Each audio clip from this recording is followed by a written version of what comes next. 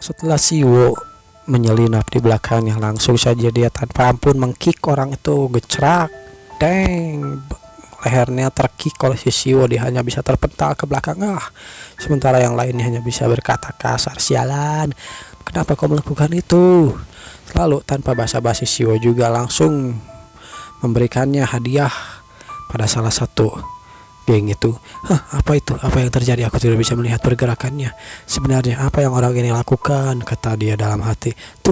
Tunggu Siwo. Kenapa aku harus menunggu? Akan kukatakan semuanya.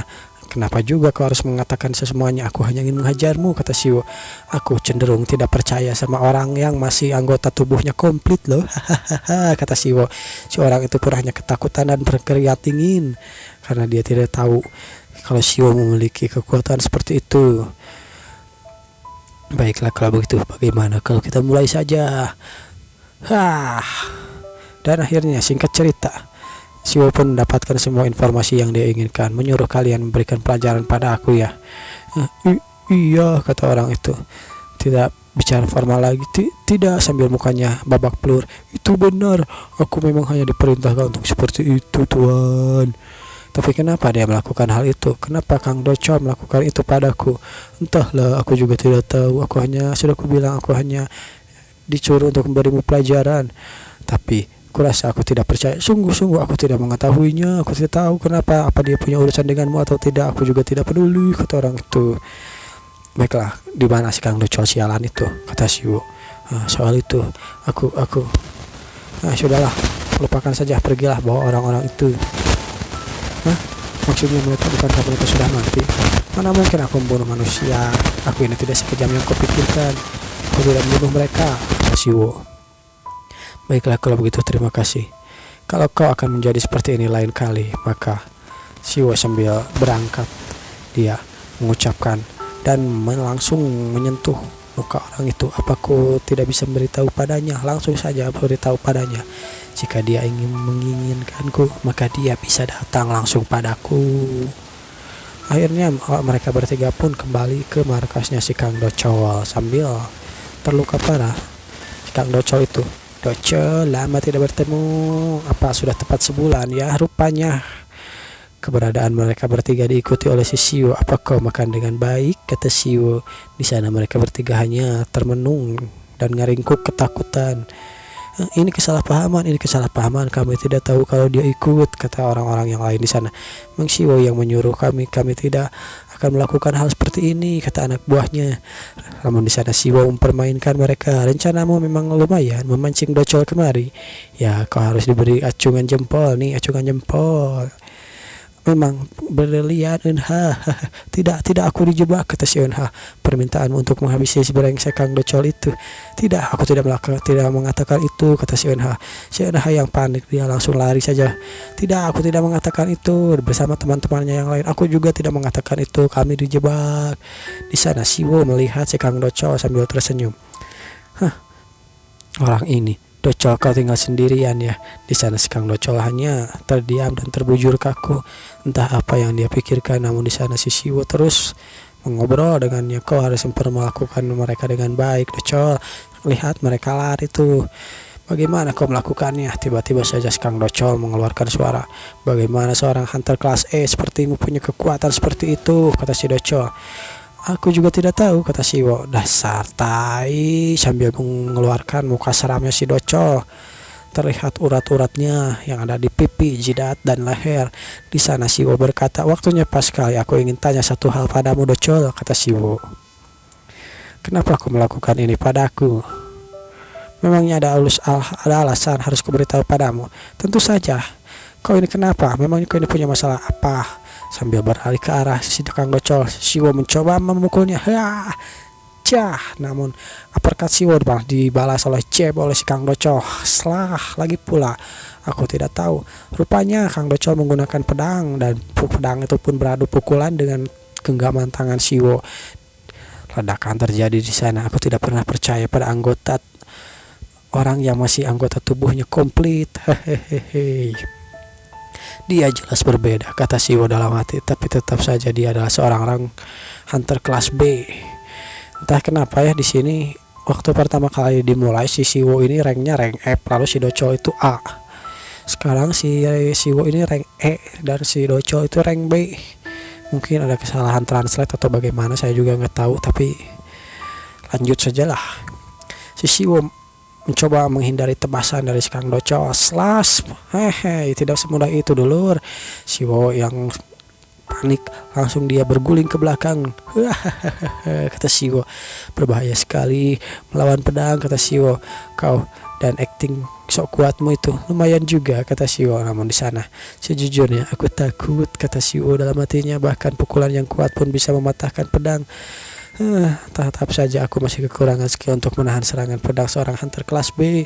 Ayolah, di sana Kang Docol maju ke arah Siwo untuk menusukkan pedangnya.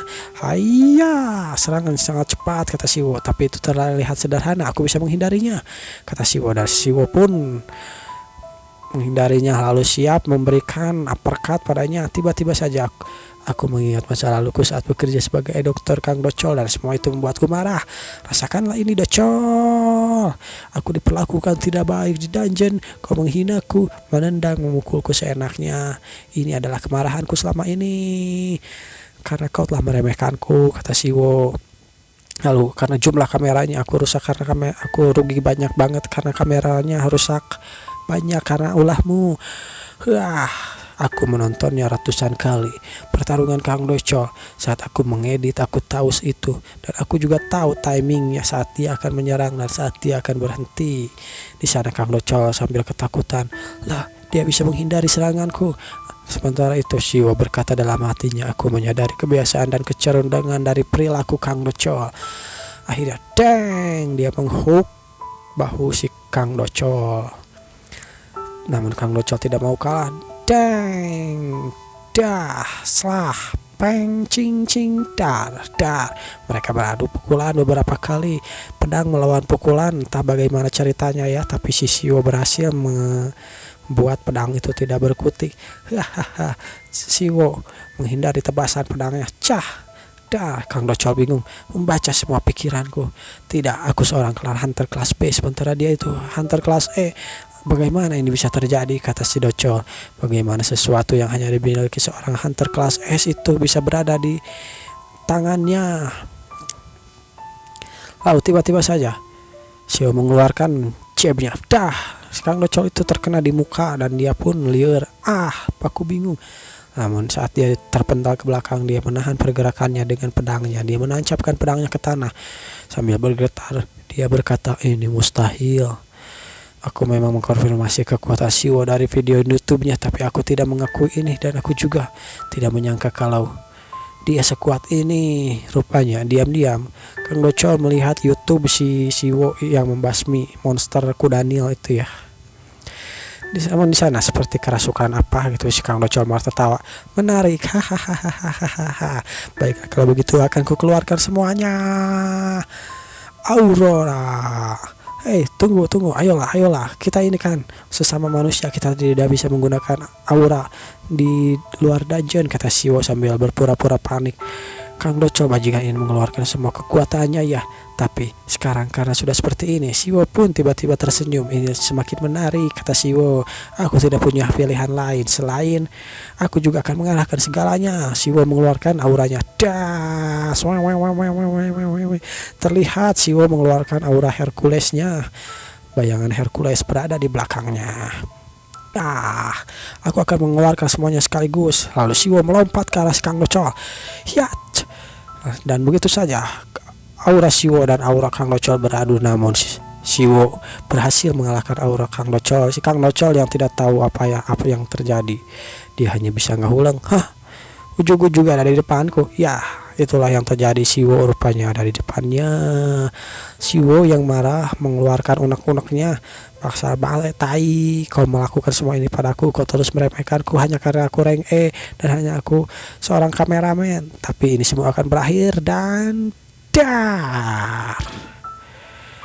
Ledakan terjadi di tempat itu.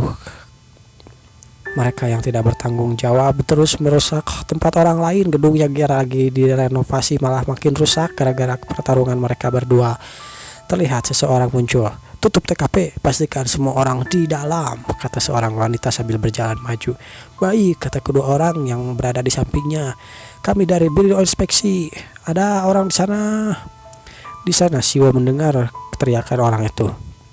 Sambil mengusap mulutnya dia. Siwo mendekat. Hei, aku Meng Siwo. Maaf. Hei, apa anda Meng Siwo? Ya, aku Meng Siwo, kata wanita itu, kata Siwo. Ya, benar, aku Meng Siwo. Memangnya ada apa? Sambil mengambil pedang si Kang Docol dan mengarahkan pedangnya ke arah si Kang Docol.